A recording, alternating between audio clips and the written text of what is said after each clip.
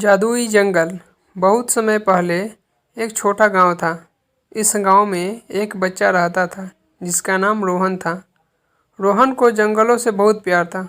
उसे अपने दिन का अधिकांश समय जंगल में बिताना अच्छा लगता था।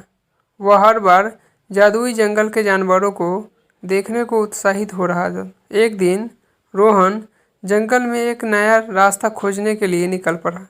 यह रास्ता उसे बहुत अच्छा लग रहा था क्योंकि उसने कभी पहले उस तरह का रास्ता देखा नहीं था।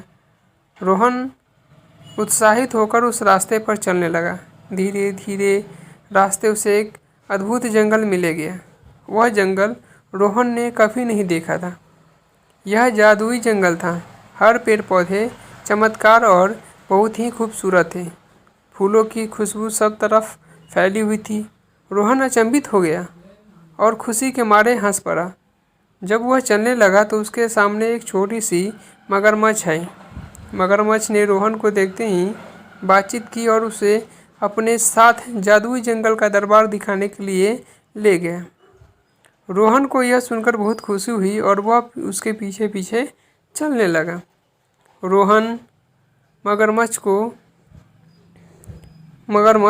रोहन को जादुई जंगल के राजा के पास ले गई, जहाँ एक बड़ा समारोह चल रहा था।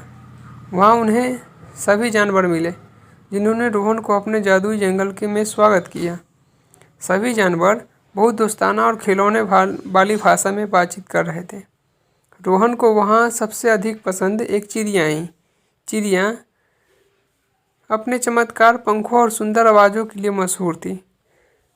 चिड़िया रोहन के पास उड़ी और उसे कुछ बहुत खास दिखाने लगी। वह एक जादुई गाना गा रही थी जिसने सभी को आश्चर्यचकित कर दिया। उसकी आवाज़ और मधुर और मनमोहक थी, जो सभी को मंद मुग्ध कर दिया। जब उसने अपने गाना पूरा किया तो सभी जानवर रोहन के चाहने लगे और उसे अपने दोस्त बना लिए।